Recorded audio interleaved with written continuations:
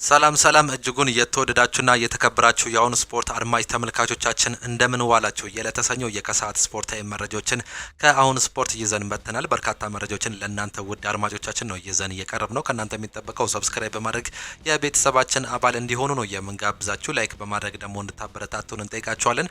ሁሌም አዳዲስና ትኩስ ስፖርታዊ መረጃዎችን ለማግኘት አሁኑ ስፖርት ምርጫችሁ ይሁን ነው የምንለው። በአሁኑ ሰዓት ላይ በተለይም የዝውውር መረጃዎች እጅግ በጣም እየሰፉ ይገኛሉ። ኒኮ ዊሊያምስ አሁንም እንግዲህ ከባርሴሎና ጋር ስምምነት ላይ ቢደርስም በመጨረሻም እንግዲህ ባየር ሙኒክ እጁን እንደከተተ ነው እየተገለጸ የሚገኘው። የአርሰናል ዝውውሮችን የምንመለከትም ይሆናል። በተለይም በአጥቂ ስፍራ ላይ የሚመለከቷቸው ተጫዋቾች አሉ። የሮድሪጎ ጉዌጅም ጉዳይ እስካሁን ያልተጠናቀቀ ጉዳይ ነው። በተለይም ትላንትና ምሽት ጨዋታ ላይ አለመሰለፉን ተከትሎ እንግዲህ በርካታ ውዝግቦች እየተነሱ ይገኛሉ። ከዚህ ክለብ ጋር የመለያየት እድሉም ሊሰፋ እንደሚችል እየተገለጸም ነው የሚገኘው። መዳረሻው ለንደን አርሰናል ሊሆን እንደሚችል መረጃዎች እየወጡም ይገኛሉ። እሱንም እንመለከታለን። በማንቸስተር ዩናይትድ ቤት የሚለቁ እንዲሁም ደግሞ የሚመጡ ተጫዋቾች አሉ። እነ ራስመስ ሆይሉንድ፣ ማርከስ ራሽፎርድ እንዲሁም ደግሞ አሌሃንድሮ ጋርናቾ የመሳሰሉ ተጫዋቾች ከጣሊያን እንዲሁም ደግሞ ከሌሎች ክለቦች ጥያቄ እየቀረበባቸው ይገኛል። ስለ ማርከስ ራሽፎርድም እናነሳለን። እንዲሁ ብሪያን ምቤሞ ምን ደረጃ ላይ ደርሷል ከማንቸስተር ዩናይትድ ጋር ያለው የዝውውር መረጃን እንመለከታለን።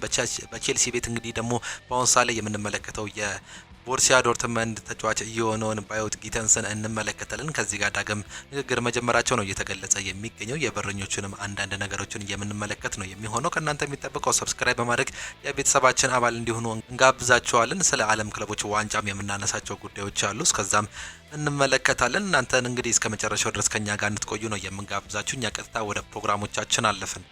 የዛሬውን ፕሮግራሞቻችንን የምንጀምረው ማንቸስተር ሲቲን በተመለከተ ነው። በአሁኑ ሰዓት ላይ እንግዲህ የዓለም ክለቦች ዋንጫ እየተደረገ ይገኛል። በዚህም ማንቸስተር ሲቲ በአልአይን ላይ ያስመዘገበውን የ6-0 ድል ተከትሎ ጥሎ ማለፉን መቀላቀሉን ማረጋገጥ ችሏል። በጨዋታው 2 ጎሎችን ያስቆጠረው ኢልካይ ጉንዶጋን የጨዋታው ኮከብ በመባል እንግዲህ መመረጡን ተመልክተንም ነበር። ኤቼቬሪ፣ ሃላንድ፣ ሪያን ቸርኪ እንዲሁም ደግሞ ኦስካር ቦብ ቀሪዎቹን የማሸነፊያ ግቦች ማሳረፍም ችሏል። በትላንትናው ጨዋታ ላይ በግብ ክፍያ ከጁቬንቱስ በላይ በመሆን እንፈልግ ነበር። በጨዋታው ያልተደሰት ነው በዚህ ብቻ ነው ሲል ኢልካይ ጉንዶጋን ተናግሯል። በጨዋታው ማንቸስተር ሲቲ እንዲሁም ደግሞ ዩቬንቱስ የምድቡ የበላይነት ለመሆን የሚያደርጉት ፍልሚያም ይጠበቃል። ማንቸስተር ሲቲ በምድቡ የሚኖራቸው ደረጃ መሰረት በጥሎ ማለፉ ስንመለከት እንግዲህ አንደኛ ደረጃ አል ሂላል ወይም ደግሞ ሳልስበርግን የሚያገኙ ሲሆን በሁለተኛ ደረጃ ደግሞ ሪያል ማድሪድን በጥሎ ማለፍ ሊያገኘው የሚችሉበት እድል እየሰፋም ይገኛል። በዚህም የተነሳ እንግዲህ አንደኛ ሆኖ በማለፍ አል ሂላል ወይም ደግሞ አርቢ ሳልስበርግን ለማግኘት እንግዲህ የሚሯሯጡበትን አጋጣሚ ነው እየተመለከትን የምንገኘው። በዚህም የተነሳ እነዚህ ሁለቱ ክለቦች የሚያደርጓቸው ጨዋታዎች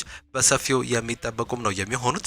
ጎል ካገባው ደስታዬን እንደ ሮናልዶ እገልጻለሁ ብሏል። የብራዚሉ ኮከብ ፓልማሬስ ተከላካይ ሞሪሎ በዛሬው የኢንተር ሚያሚ ጨዋታ ጎል ካስቆጠረ የሮናልዶን ደስታ አገላለጽ እንደሚጠቀም ነው የገለጸው። እኔ ከሮናልዶ አድናቂ ጎራ ነኝ ሲል የተናገረው ይሁ ተጫዋች እሱ የተሟላ ተጫዋች ነው ብዬ አስባለሁ። የእሱ ቁጣው እንኳን ጥሩ ነው እናም ጠቃሚ ነው በማለትም ተናግሯል። ክርስቲያኖ ሮናልዶ ያለፈው ስነ ምግባር ከሌሎች የተለየ ያደርገዋል። የእሱን ስነ ምግባር ለመውሰድ እጥራለሁ። የእሱ ግብ አድናቂ ነኝ፣ የእሱም እጅግ በጣም አድናቂ ነኝ ሲል ነው የተናገረው ተጫዋቹ። አክሎም ዛሬ የሊዮኔል ሜሲ ኢንተር ሚያሚ ላይ ግብ ካስቆጠርኩኝ የሮናልዶን ሲዩ ደስታ አገላለጽን እጠቀማለሁ ሲል ሀሳቡንም ገልጿል። ዛሬ የቡድን አጋሮች የሊዮኔል ሜሲን ማሊያ ማግኘት ይመኛሉ። እኔ በዚህ ውስጥ አልሳትፍም፣ ሙሉ ትኩረቴ እሱን ማቆም ላይ ነው ሲል ነው ሀሳቡን መግለጽ እየቻሉ። በዛሬው የምሽት ጨዋታ እንግዲህ ራሴን ለማሳየት እሞክራለሁ፣ የሮናልዶን ደስታ አገላለጽ ደግሞ የምጠቀም ይሆናል። ጎል ካስቆጠርኩኝ በኋላ ሲዩ ብዬ ጨፍራለሁ ሲል ነው የተናገረው።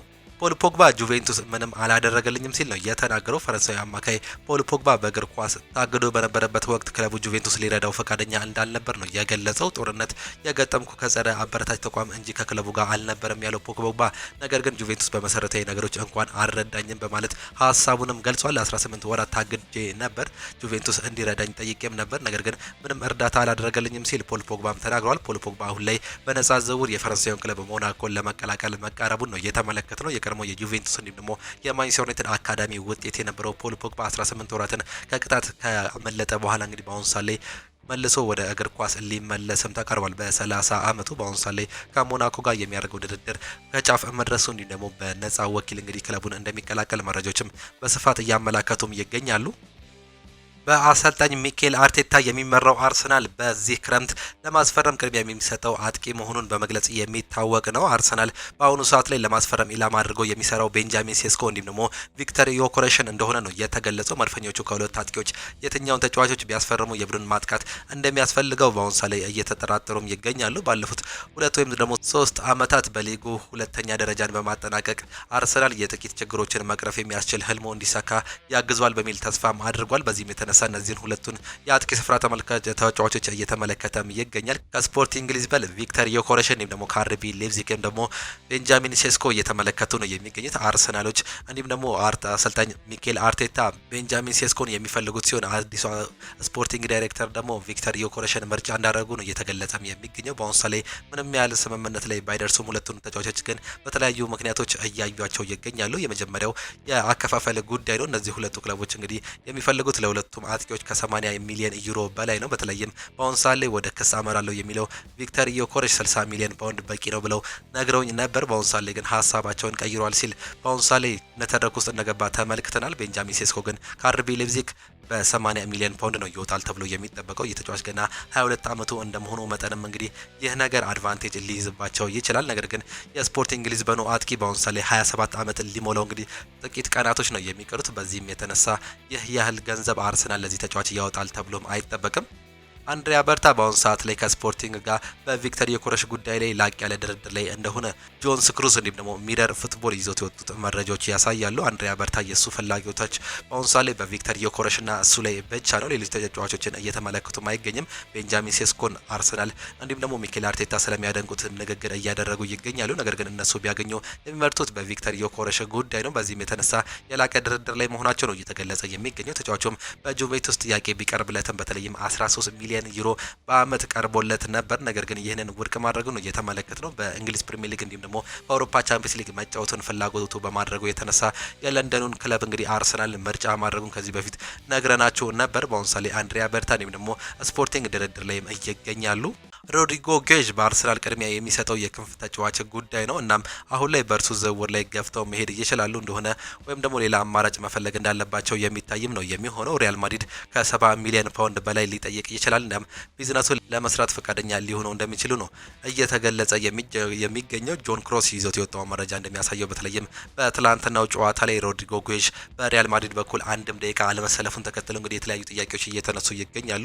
በአዲሱ አሰልጣኝ ዣቪ አሎንሶ ስር እንደ አዲስ ይጎመራል ተብሎ የሚጠበቀው ሮድሪጎ ጌዥ በአሁኑ ሰዓት ላይ ግን እድሎች እየተሰጡት አይገኝም። በመጀመሪያውም ጨዋታ ተቀይሮ መውጣቱን ተመልክተንም ነበር። ሮድሪጎ ጌዥ በአሁኑ ሰዓት ላይ በአሰልጣኝ ዣቪ አሎንሶ ስር እንደ አዲስ ደስተኛ ነኝ ብሎ ቢገልጽም እንግዲህ እስካሁን ድረስ ንግግሮች እየተካሄዱም ይገኛሉ። በአሁኑ ሰዓት ላይ ቤስት 11 መግባት ነው የሚፈልገው ሮድሪጎ ጌዥ። ይህን ነገር ደግሞ በአዲሱ አሰልጣኝ ስር የማያገኝ ከሆነ ፊቱን ወደ ሌሎች ክለቦች ሊያዞርም ይችላል። በዚህ ሰዓት ላይ ደግሞ ይህን ነገር የሚያደርግ ከሆነ አርሰናል ሮድሪጎ ጌዥን ለማስፈረም የመጀመሪያ ክለብ መሆኑ ነው እየተገለጸ የሚገኘው። ይህ ተጫዋች መጫወት የሚፈልገው ከግራ ክንፍ ይልቅ እንግዲህ ወደ ቀኝ ክንፍ አድልቶ መጫወት ይፈልጋል፣ በቪኒሺየስ ጁኒየር ቦታ ማለት ነው። በዚህም የተነሳ አርሰናሎች በዛ ቦታ ላይ ደግሞ በታች ጥሩ ተጫዋቾችን ይፈልጋሉ። እነ ጋብሪኤል ማርቲኔሊ እንዲሁም ደግሞ ሊያንድሮ ትሮዛርድ በዛ ቦታ ላይ አመርቂ ውጤትን ማሳለፍ አልቻሉም። ወጥ አቋማቸውንም ማሳየት ባለመቻላቸው ምክንያት ወደዚህ ብራዚላዊ አጥቂ ቦታቸውን ፊታቸውን ማዞራቸው ነው እየተመለከትን የምንገኘው። ይህ ነገር የሚሆን ከሆነ አርሰናሎች የመጀመሪያ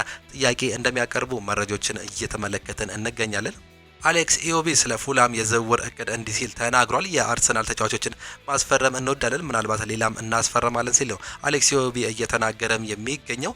የአያክስ አመራሮች የጁሪየል ሃቶ መልቀቅ የሚቻል መሆኑ በሚገባ ያውቃሉ። ነገር ግን አሁን ላይ ተጫዋቹ ለረጅም ጊዜ ሊቆይ እንደሚችል ተስፋም አድርጓል ሲል ነው ኢስፔን ይዞት የወጣው። ከስፔን መረጃዎችን እየተመለከተን የምንገኘው ጁሪየል ሃቶን እንግዲህ ለማስፈረም ከፍተኛ ፍላጎት አላቸው። ነገር ግን አያክሶች በአሁኑ ሰዓት ላይ ይህን ተጫዋች የመልቀቅ ምንም አይነት ፍላጎት የላቸውም። አንድ ወይም ደግሞ 2 ዓመት በራሳቸው ካቆዩት በኋላ በከፍተኛ ገንዘብ ይህን ተጫዋች የመሸጥ ፍላጎት እንዳላቸው ነው ኢስፔን እየዘገበም የሚገኘው።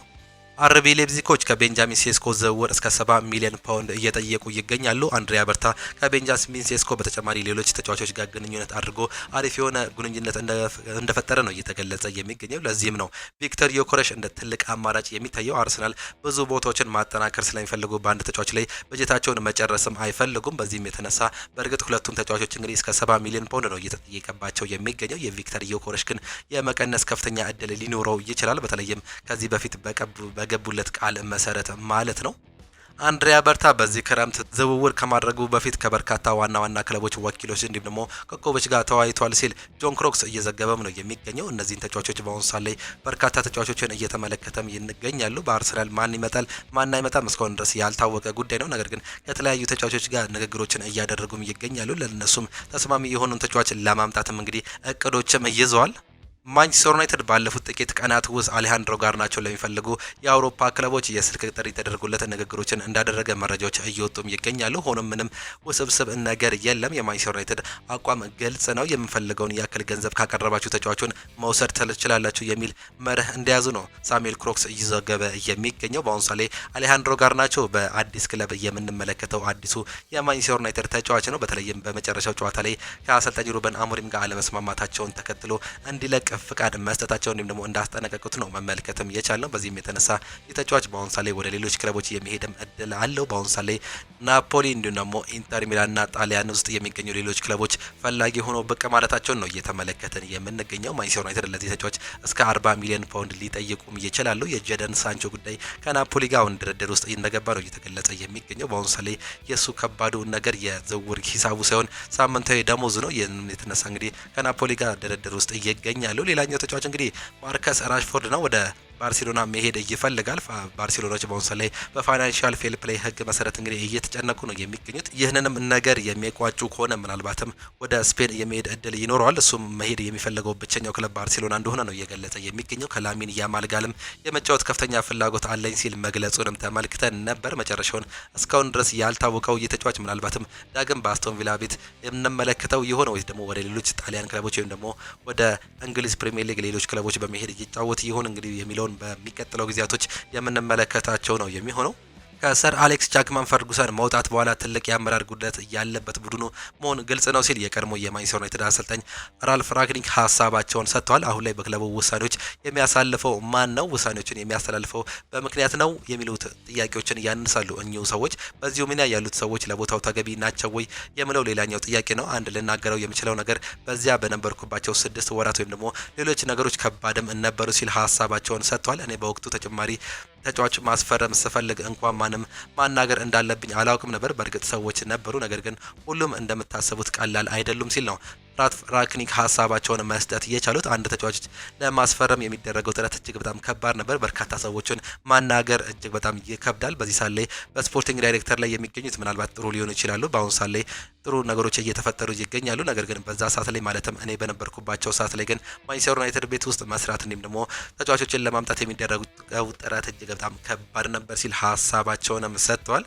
የኢንተር ሚላኑ ስፖርቲንግ ዳይሬክተር ፔድሮ አትሌሲዮኒ የታሬሚን ዝውውር ካጠናቀቁ በኋላ ሙሉ ትኩረታቸውን ራስመስ ሆይሉንድ ላይ በማስፈረም እንደሚያደርጉ ይጠበቃል ሲል ኢንተርኔት ለኢንተር ሚላን ቅርብ የሆነው መረጃ ያሳያል። በአሁኑ ሰዓት ላይ ፍላጎታቸው ከፍተኛ እንደሆነ ይታወቃል በራስመስ ሆይሉንድ ላይ። ሌሎች የአጥቂ ስፍራ ተጫዋቾችን በግላቸው ለማምጣት እንግዲህ እየሞከሩም ነው የሚገኙት። ራስመስ ሆይሉንድ ደግሞ ከማንቸስተር ዩናይትድ ይፈርማል ተብሎ የሚጠበቀው ጉዳይ ነው። በእርግጥ ተጫዋቹ ከማንቸስተር ዩናይትድ መልቀቅ ፍላጎት የለውም። ከዚህ በፊትም ይህንን ሀሳቡን መስጠቱን ነው መመልከት የቻለው። ከማንቸስተር ዩናይትድ ከመልቀቅ ይልቅ በዚህ ቦታ ላይ ራሴን በማሳየት እንዲሁም ደግሞ ራሴን ከፍ ለማድረግ በመሞከር እዚሁ መቆየት እፈልጋለሁ ሲል ሀሳቡን ሰጥቷል። ነገር ግን አሰልጣኝ ሩበን አሞሪም ከመጡ በኋላ እጅግ በጣም የወረደ አቋሙን ማሳየት ችሏል። በእንግሊዝ ፕሪሚየር ሊግ ያለፈው የውድድር ዓመት ማለትም በ2024/25 የውድድር ዘመን በእንግሊዝ ፕሪሚየር ሊግ 4 ጎሎችን ብቻ ነው ማስቆጠር የቻለው። ነገር ግን በዩሮፓ ሊጉ 6 ጎሎችን ማስቆጠሩን ተመልክተናል። ይህም የሚያሳየው የዚህ ተጫዋች እንግዲህ እንግሊዝ ፕሪሚየር ሊግ ይልቅ ሌሎች ሊጎች ቀላል ሊሆንለት እንደሚችል ነው እየተገለጸ የሚገኘው። በእንግሊዝ ፕሪሚየር ሊግ ግን ጥሩ ጊዜን ማሳለፍም አልቻለም። ማንቸስተር ዩናይትድ በቀጣይ ማንን ሊያስፈርም ይችላል? ማንቸስተር ዩናይትድ በተጠናቀቀው የውድድር ዓመት በሊጉ ያስቆጠራቸው ግቦች 44 ሲሆኑ በአንድ የውድድር ዘመን የተመዘገበ ዝቅተኛ ቁጥር መሆኑ ነው የተገለጸው። ባለፉት 2 ዓመታት ቡድኑን የተቀላቀሉት ራስመስ ሆይሉንድ እንዲሁም ደግሞ ጆሹዋ ዚርክዚ በሊጉ በጋራ ማስቆጠር የቻሉት 7 ጎሎችን ብቻ ነው። ለሁለቱ ተጫዋቾች 100 ሚሊዮን ፓውንድ ያወጣው ማንቸስተር ዩናይትድ አሁንም በድጋሚ አጥቂ ለመመልከት ወደ ገበያው ይወጣልም ነው እየተባለ የሚገኘው። በዚህም የተነሳ የኢንትራንክ ፍራንክፈርቱን ኡጎ ኤኪቲኬ እንዲሁም ደግሞ ቪክተር ኮሬሽን ማንቸስተር ዩናይትድ የሚመለከታቸው ቢሆንም በቀጣይ ለ10 ቁጥር ቦታ ተጫዋቾች ቅድሚያ ይሰጣሉ ተብሎም ይጠበቃል። በቀጣይ የብሬንትፎርዱ ብሪያን ምቤሞ ማቲያስ ኩኛህን በመከተል የቀያዮቹ ሰልጣኞች ሁለተኛ ፈራሚ እንደመሆኑም ነው የሚጠበቀው። ቀያዮቹ ሰይጣኖች የዝውውር መስኮቱን ተፈጥሯዊ አጥቂ ሳያስፈርሙ ካጠናቀቁ በቡድኑ ክፍተት ይኖረዋል በሚል ሀሳብ እንዳላቸው ተዘግቧል። በዚህም የተነሳ ምናልባትም የተለያዩ ተጫዋቾችን ይመለከታሉ። ነገር ግን ብሪያን ምቤሞ እንዲሁም ደግሞ ማቲያስ ኩኛ በሁለት 10 ቁጥር ቦታ ላይ ከአጥቂ ጀርባ የሚጫወቱ ከሆነ በአጥቂ ቦታ ላይ ደግሞ ጆሹዋ ዚርኪዚን ሊጠቀሙ ይችላሉ። ይህ ተጫዋች እንግዲህ ቨርሳታይል መሆኑ ለማንቸስተር ዩናይትድ ጠቃሚ እንደነበር ባለፈው ዓመትም ተመልክተናል። በ10 ቁጥር ቦታ ላይ በክንፍ ቦታ ላይ ሲጫወት ተመልክተናል። እንዲሁም ደግሞ በራስመስ ሆይሉንድ በ9 ቁጥር ቦታ ላይም ሲጫወት እንዲሁ እየተመለከት ነው ተጫዋች ነው። በዚህም የተነሳ ማንቸስተር ዩናይትድ ምናልባትም ይህን ተጫዋች በሶስተኛ ቦታ ላይ እንግዲህ አሰልፎ ሶስቱን አጥቂዎች ሊጠቀም ይችላል። ማቲያስ ኩኛ እንዲሁም ደግሞ ብሪያን ምቤሞ የአጥቂ ቦታ ላይ የመሰለፍ ተፈጥሯዊ አቅም እንዳላቸው ከዚህ በፊት በየክለቦቻቸው ተመልክተናል። በወልቨር ሃምፕተን እንዲሁም ደግሞ በብሬንትፎርድ ይህንንም የተነሳ እንግዲህ በሮቴሽን ሊያጫውቷቸው እንደሚችል አሰልጣኝ ሩበን አሞሪም እየተገለጸም ነው የሚገኘው። ማንቸስተር ዩናይትድ እንግሊዛዊውን የ16 ዓመቱን ወጣት ተጫዋች ሃርሊ ኤምስደን ጀምስን ከሳውዝሃምፕተን ለማስፈረም ከስምምነት ላይም ደርሷል። ማንቸስተር ዩናይትድ ለተጫዋቹ ሳውዝሃምፕተን 1 ሚሊዮን ፓውንድ የካሳ ክፍያ የሚከፍሉም ይሆናል። በለጋነት እድሜው አስገራሚ ችሎታን የተቸረው ይህ ወጣት ተጫዋች በቅርብ ቀን ከማንቸስተር ዩናይትድ አካዳሚ ጋር ይቀላቀላል ተብሎ እንደሚጠበቅ ከማንቸስተር ዩናይትድ ቅርብ የሆኑ ጋዜጦች እየገለጹም ነው የሚገኙት። ሌላኛው ማንቸስተር ዩናይትድ በፓልማሬሱ የመሀል ሜዳ ተጫዋች ሪቻርድ ሪዮስ ላይ ከፍተኛ ፍላጎትም አሳይቷል። ይህ በሚቀጥሉት ቀናት ውስጥ ልንመለከታቸው ከሚገቡ ሁነቶች መካከል አንዱ ነው ሲል አንድ መረጃ ከፓልማሬስ እንግዲህ ዘገባ አግኝቻለሁ ሲል እየዘገበም ነው የሚገኘው። ማንቸስተር ዩናይትድ ይህን ተጫዋች እንደሚፈልጉትም ተገልጿል። የኮቢ ማይኖ የወደፊት እጣ ፈንታን ደግሞ ስንመለከት በማንቸስተር ዩናይትድ አሁንም ቢሆን የካሪንግተን ምሩ ኮቢ ማይኖ በኦልድ ትራፎርድ መቆየት ይፈልጋል። ሆኖም በአንዳንድ ነገሮች ዙሪያ ከስምምነት አለመድረስ ይህ የኮንትራት ማረዚያ ውል በፍጥነት እንዳይፈረምም ምክንያትም ሆኗል። ሆኖም ማንቸስተር ዩናይትድ የተጫዋቹን የወደፊት እጣ ፈንታ በማንቸስተር ዩናይትድ ለማድረግ ጥረቱን አጠናክሮ በመቀጠል ላይ ሲሆን ተጫዋቹም የረጅም ጊዜ ውል ማስፈረም ይፈልጋል። የማንቸስተር ዩናይትድ ዋና አሰልጣኝ ሩበን አሞሪም በበኩላቸው ማንቸስተር ዩናይትድ ለኮቢ ማይኖ ካለበት የወደፊት እቅድ ጋር ምንም አይነት ተቃርኖ እንደሌላቸው ነው ይፋ ማድረግ የቻሉት። በዚህም የተነሳ ማንቸስተር ዩናይትድ ይህን ተጫዋች የግሉ በማድረግ እንግዲህ ያቆያል ተብሎ ይጠበቃል። ነገር ግን እስካሁን ያልተስማሙበት ዋነኛው ነገር የኮንትራት ጉዳይ ነው። ዘገባው የማርኮ አልካራዝ ነው። ማንቸስተር ዩናይትድ የ18 ዓመቱን የዲያጎ ሊዮንን ዝውውር በሚቀጥሉት ወር በይፋ ያጠናቅቃል። የማንቸስተር ዩናይትድ እቅድ በክረምት ተጫዋቹን በደንብ ከገመገመ በኋላ በአሜሪካ በሚደረገው የፕሪሚየር ሊግ ሰመር ሲሪየስ ላይ ተጫዋቹን የቡድን ስብስብ ውስጥ ማካተት እንደሚፈልግ ነው እየተገለጸ የሚገኘው። በጥር ላይ ያስፈረሙት ዲያጎ ሊዮን በማንቸስተር ዩናይትድ እንደሚቀላቀል ተገልጿል። ንግግሮች አሁንም ቀጥለው እየተካሄዱ ይገኛሉ። ማንቸስተር ዩናይትድ በቀጣዮቹ ጥቂት ቀናት ውስጥ ከብሬንትፎርድ ባለስልጣናት ጋር ከብሪያን ምቤሞ የዝውውር ሂሳብ ዙሪያ ከስምምነት ላይ እንደሚደርሱ አብረን እንመለከታለን። ዩናይትዶች ተጫዋቹን ለማስፈረም ከ10 ቀናት በፊት ያቀረበውን የመጀመሪያ ጥያቄ ውድቅ ማድረጉ አይዘነጋም። ሆኖም አሁን ላይ የማንቸስተር ዩናይትድ ሰዎች በዝውውሩ ዙሪያ ከስምምነት ላይ ለመድረስ የሚያደርጉትን ነገር ቀጥለዋል ሲል ፋብሪዚዮ ሮማኖ እያረጋገጠም ይገኛል። ወደ ማንቸስተር ዩናይትድ የመምጣት እድሉ በአሁኑ ሰዓት ላይ የሰፋው ይህ ተጫዋች ከቶተናም ጋር ያለው ነገርም ተቋጭቷል። ማለትም እነሱን እንደማይፈልጉ ነው እየተገለጸ የሚገኘው። ተጫዋቹ ከማንቸስተር ዩናይትድ በግል እንደተስማማ እየተገለጸ ሲሆን ከብሬንትፎርድ ጋር የሚያደርጉት ድርድር ነው እስካሁን ድረስ የሚጠበቀው። ማንቸስተር ዩናይትድ በአሁኑ ሰዓት ላይ ኤሚሊያኖ ማርቲኔዝን ለማስፈረም ምንም አይነት እንቅስቃሴ እያደረገም አይገኝም። ተጫዋቹ ራሱን ለማንቸስተር ዩናይትድ ማቅረቡን ተመልክተን ነበር። ነገር ግን ማንቸስተር ዩናይትዶች አንድሬ ኦናናን ማቆየታቸውን ማሰባቸውን ተከትለው ኤሚሊያኖ ማርቲኔዝ የማስፈረም ምንም አይነት ፍላጎት እንደሌላቸው ነው እየተገለጸ የሚገኘው። ነገር ግን ሁለተኛ ግብ ጠባቂ እየፈለጉ ይገኛሉ። ይህ ተጫዋች ቢመጣ ሁለተኛ ግብ ጠባቂ የመሆን ፍላጎት የለውም። በዚህም የተነሳ ወደ ሌሎች ክለቦች የሚሄድ እድሉ ሊሰፋም ይችላል። ነገር ግን ቅድሚያ የሚሰጠው ራሱን ለማንቸስተር ዩናይትድ ነው። ብራዚሊያው የማንቸስተር ዩናይትድ የቀኝ መስመር አጥቂ ለማንቸስተር ዩናይትድ የበላይ ኃላፊዎች እሱ መሄድና ማምራት የሚፈልገው ወደ ሪያል ቤቲስ እንደሆነ ማሳውቋል። አንቶኒ ሳንቶስ ቅድሚያ የሚሰጠው ጉዳይ የስፔኑን ክለብ ሪያል ቤቲስን እንደሆነ ነው እያሳወቀ የሚገኘው። ሙንዶ ዲፖርቲቮ እንዳሳወቀው ከሆነ ወደ ውሰት ያቀናው ክለብ እንግዲህ በአሁኑ ሰዓት ላይ በቋሚ ውል እዛው መቆየትም ይፈልጋል። በተለይም ያለፈውን የዝውውር መስኮት በውሰት ካሳለፈ በኋላ እጅግ በጣም ደስተኛ እንዲሁም ደግሞ ጥሩ ጊዜን ማሳለፍ ችሎ ነበር። ከነ ኢስኮ አላርኮ ጋር የሚያደርገው ጥምረት ደግሞ እጅግ በጣም እንዳስደሰተው ነው እየገለጸ የሚገኘው። በዚህም የተነሳ የተለያዩ ክለቦችን ውድቅ እያደረገ ሲሆን ወደዛ አለቀቁኝ ሲል ገልጿል ሲል ሙንዶ ዲፖርቲቮ ከስፔን የወጡ መረጃዎችን ያሳያል። የቱርኩ ክለብ ፌኔርባቼ ስለ ጄዳን ሳንቾ የዝውውር ሁኔታ ማንቸስተር ዩናይትድን ጠይቋል። ጄዳን ሳንቾ ከጣሊያኑ ክለብ ናፖሊ ጋር በንግግር ላይ ነው። ነገር ግን ሳንቾ እየተጠየቀ የሚገኘው ከፍተኛ ሳምንታዊ ደሞዝ ችግር እንደሆነ ነው እየተገለጸ የሚገኘው። በአሁኑ ሰዓት ደግሞ ጋላታሳራይ እሱን ፈላጊ ሆኖ ብቅ ማለቱም ተገልጿል። ከዚህ በተጨማሪም እንግዲህ ፌኔርባቼ የቀድሞ አሰልጣኙ ጆዜ ሜሪኒዮ ሊያስፈርሙት እንደሚፈልጉ መረጃዎች እየወጡ ይገኛሉ። በአሁኑ ሰዓት ላይ ከማንቸስተር ዩናይትድ የወጡ ምንም አይነት መረጃዎችም የሉም።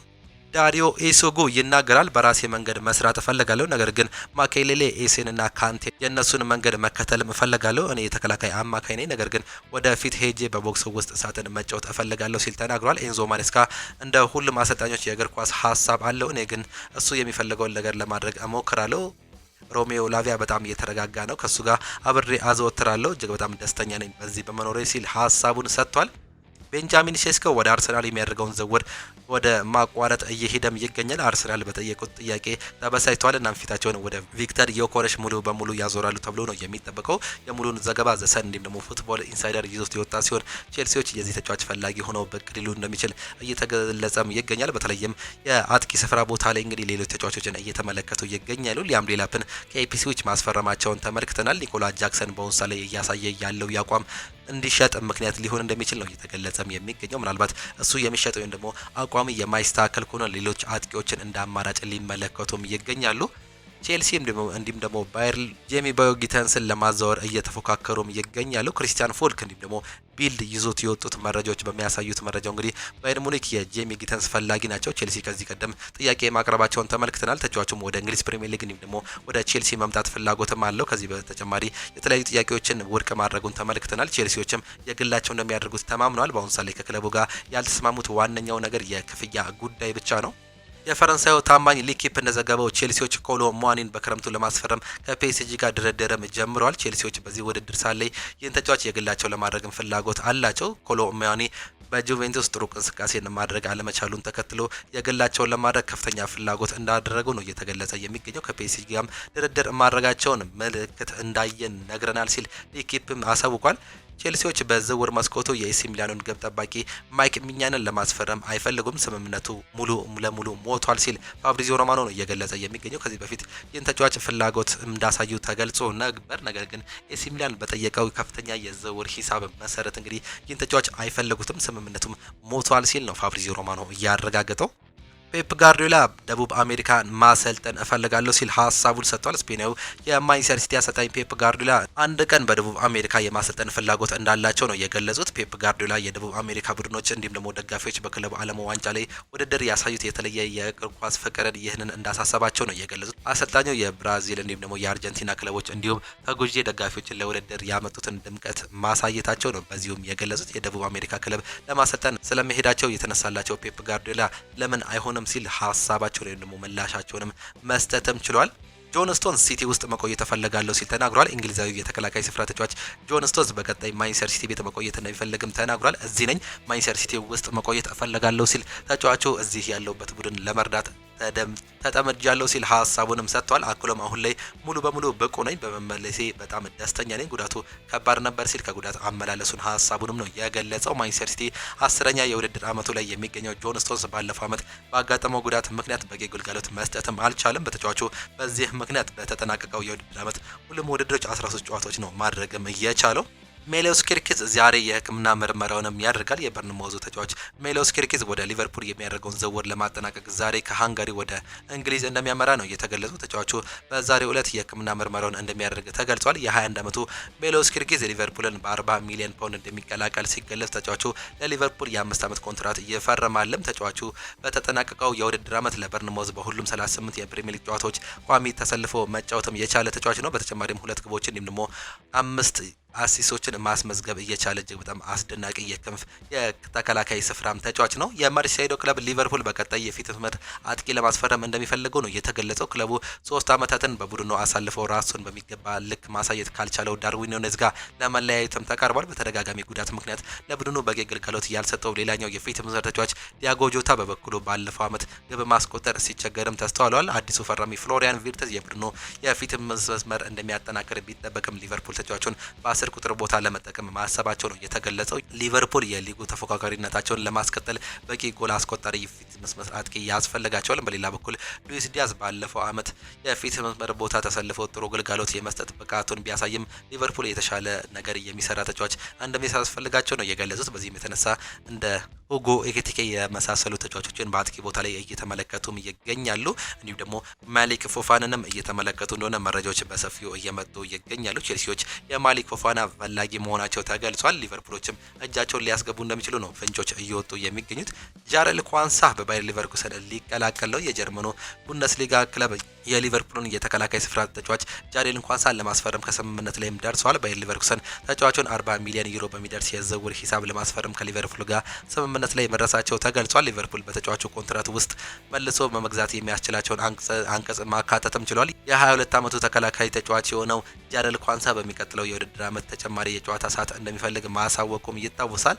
ጀርሚ ፍሪምፖንግ ትሬንት አሌክሳንደር አርኖልድን ስለመተካት እንዲህ ሲል ነው መግለጽም የቻለው። በእርግጥ ከባድ ነገር ነው፣ ነገር ግን ክለቡ ሊቨርፑል ነው። ዋንጫዎችን በምክንያት የሚያሸንፍ ትልቅ ቡድን ነው። ለሊቨርፑል የምትጫወት ከሆነ በአግባቡ መጫወት አለበት። እኔ ሁልጊዜ በራሴ እተማመናለሁ፣ አሸናፊም ነኝ፣ እናም ያንን ስሜት ወደ ቡድኑ አመጣዋለሁ ሲል ጀርሚ ፍሪምፖንግ በዛ ቦታ ላይ ጥሩ ደረጃን እንደማሳለፍ ተስፋ አድርጋለሁ ሲል ነው የተናገረው። ሊቨርፑልን የመሰለ ሻምፒዮን ክለብ መቀላቀል በጣም ልዩ ነው። እሱን እጅግ በጣም አስደስቶኛል። ከማየት በአካል ወደ መጫወት ደርሻለሁ። ያ እብደት ነው ሲል ነው ሀሳቡንም መግለጽ የቻለው። ሪያል ኦቪዶ ወደ ላሊጋም አድጓል። የስፔኑ ክለብ ሪያል ኦቪዶ በጥሎ ማለፍ ጨዋታ ፍጻሜ ሜራንዴዝን በድምር ውጤት 3-2 በማሸነፍ ወደ ላሊጋ ማለፋቸው ነው የተረጋገጠው። ሪያል ኦቪዶ ከ24 ዓመታት በኋላ ለመጀመሪያ ጊዜ ወደ ስፔን ላሊጋ ማደግም ችሏል። የቀድሞ የአርሰናል አማካይ ሳንቲ ካዞርላ በወሳኝ ቅጽበት ጎል በማስቆጠር ቡድኑ ከዓመታት በኋላ ወደ ላሊጋው እንዲያደርግም መርዳትም ችሏል። ሳንቲ ካዞርላ የልጅነት ክለቡ ለዓመታት በፊት አስቸጋሪ ሁኔታ ውስጥ ሲገባ የክለቡ ድርሻ በመግዛት ከታደጉት የቀድሞ ተጫዋቾች ውስጥ አንዱ ነበር። አሁን ላይ የ40 ዓመቱ ስፔናዊ ሳንቲ ካዞርላ ቡድኑ ከ2 ዓመታት በፊት በመቀላቀል ለላሊጋው አብቅቶታል። ሳንቲ ካዞርላ ክለቡን ሲቀላቀል ጥሩ ክፍያ ቢቀርብለትም ውድቅ በማድረግ የስፔን ሕግ የሚፈቅደውን አነስተኛ ክፍያ በአመት 90,000 ዩሮ እንደሚቀበል ነው የተገለጸው። በተጨማሪም በስሙ የሚሸጡ ማሊያዎች 10 በመቶን የክለቡ አካዳሚዎች ለማደግ እንደሚረዳም ነው የተገለጸው። ጂያኒ ኢንፋንቲኖ እግር ኳስ የአሜሪካ ቁጥር 1 ስፖርት ይሆናል ሲል ተናግሯል። የፊፋው ፕሬዚዳንት ጂያኒ ኢንፋንቲኖ እግር ኳስ በአሜሪካ በቅርብ ዓመታት ውስጥ ቁጥር 1 ተወዳጅ ስፖርት እንደሚሆን ነው የገለጹት። ፕሬዚዳንቱ አያይዘውም በሊጉ የመውረድ እንዲሁም ደግሞ ማደግ ህግ እንዲተገበር ጠይቀው ስፖርት ተወዳጅ እንዲሆን ይረዳዋል በማለት ሀሳባቸውንም ገልጸዋል። እግር ኳስ በአሜሪካ ውስጥ አንድ ስፖርት በመሆን እንደ አቅም እንዳለው ነው የገለጹት። የፊፋ ፕሬዚዳንት ይህንኑ ሀሳብን በሰፊው መስጠትም ችሏል። በጥቂት ዓመታት የአሜሪካ ሊግ ከዓለም ምርጥ ሊጎች አንዱ ይሆናል ያሉት ፕሬዚዳንቱ ለምን እንደሆነ መናገር እችላለሁ፣ ምክንያቱም እኔ አሁን እዚህ ነኝ በማለትም ሀሳቡን ሰጥተዋል። ስለ ክለቦች ዓለም ዋንጫ ያነሱት ጂያኒ ኢንፋንቲኖ ውድድሩን ተጫዋቾች ወደውታል ሲል ሀሳባቸውንም ገልጿል። የጣሊያን ሴሪ ህጉን ሊያሻሽል ነው። የጣሊያን ሴሪ በተጫዋቾች ኮንትራት ጊዜ ዙሪያ ያለውን ህግ ለማሻሻል ማሰቡን የሀገሪቱ ከፍተኛ ብዙሃን ዘግቧል። ሊጉ ክለቦቹ ተጫዋቾች ሲገዙ ከ5 ዓመታት በታች ውል እንደሚያፈራርሙ ያስገድደ የነበረውን ህግ ወደ 8 ዓመት ለማሳደግ ማሰቡ ነው የተገለጸው። አዲሱ ህግ የሚጸድቅ ከሆነ የሊጉ ክለቦች የፋይናንሺያል ፌር ፕሌይ አደጋዎችን ለመቀነስ ትልቅ እገዛ ሊያደርግላቸው እንደሚችልም ተገልጿል። በአዲሱ ህግ ክለቦች የተጫዋቾችን የዝውውር ሂሳብ ለረጅም ጊዜ በመከፋፈል ሌሎች ተጫዋቾችን ማስፈረሚያ ቦታ እንደሚያገኙ ነው የተገለጸው። የአውሮፓ እግር ኳስ ማህበር በውድድር ዓመቶች ለክለቦች የኮንትራት ስምምነት ለ5 ዓመታት ብቻ ማስመዝገብ እንደሚችልም ተጠቁሞም ነበር። ድሬስ ሜርተንስ ጫማውንም ሰቅሏል። ቤልጂማዊ የፊት መስመር ተጫዋች የሆነው ድሬስ ሜርተንስ በ38 ዓመቱ ጫማውን መስቀሉ በማህበራዊ ትስስር ገጹ አስታውቋል። በአውሮፓ ስኬታማ ጊዜን ያሳለፈው ሜርተንስ ባለፉት 2 ዓመታት ወደ ቱርክ ክለብ አመርቶ በጋላታሳራይ ጥሩ ጊዜን ማሳለፍም ችሏል። የቀድሞ የናፖሊ ታሪካዊ ተጫዋች ሜርተንስ በክለቡ 397 ጨዋታዎችን ሲያደርግ 148 ጎሎችን የክለቡ ከፍተኛ ጎል አስቆጣሪም ነበር። የቤልጂየሙ ወርቃማ ትውልድ አካል የሆነው ተጫዋቹ ለብሔራዊ ቡድኑ 109 ጨዋታዎችን አድርጎ 21 ጎሎችንም ማስቆጠር እየቻለም ተጫዋችም ነበር። እጅጉን የተወደዳችሁና የተከበራችሁ የአሁኑ ስፖርት አድማጭ ተመልካቾቻችን የዛሬ የዕለተ ሰኞ የከሰዓት ስፖርታዊ መረጃዎችን በዚሁ አጠናቅቀን ፕሮግራሞቻችንን እንዴት አያችኋቸው? ሀሳብ አስተያየታችሁን ኮመንት ቦክስ ላይ ልታጋሩን ትችላላችሁ። የዛሬ ፕሮግራሞቻችንን እኛ በዚሁ የምንጨርስ ነው የሚሆነው። በነገው ጠዋት ፕሮግራሞቻችን ግን እስከምንገናኝ ድረስ ቻው ቻው፣ መልካም ጊዜ፣ መልካም ምሽት ይሁንላችሁ።